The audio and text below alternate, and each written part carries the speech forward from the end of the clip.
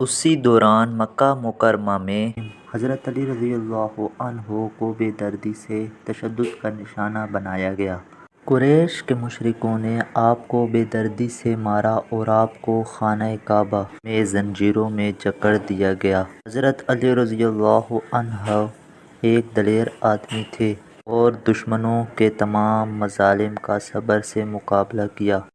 اس نے حضرت محمد صلی اللہ علیہ وسلم کی خاطر تمام تکالیفیں برداشت کیں۔ آخر کار وہ دشمنوں سے بچ نکلنے میں کامیاب ہو گیا اور ننگے پاؤں مدینہ منورہ کا سفر کیا۔ اگرچہ میدانوں پر ننگے پاؤں چلنے سے اس کے پاؤں سوج گئے۔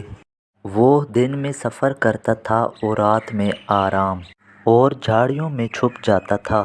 جب وہ کعبہ پہنچے تو تقریباً بے ہوش ہو گئے تھے اور اپنے چچا زاد بھائی کی نظروں میں گر پڑے۔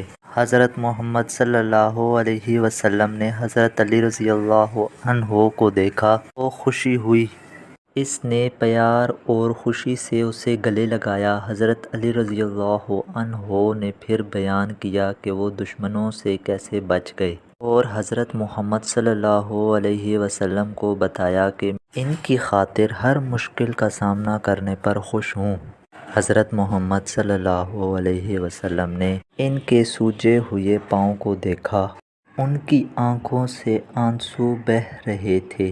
اس نے فوراً دعا کی اور اپنے چچا زاد بھائی کے قدموں پر ہاتھ رکھا۔ حضرت علی رضی اللہ عنہ کا درد ختم ہو گیا اور انہوں نے اللہ اور اس کے رسول صلی اللہ علیہ وسلم کا شکر ادا کیا۔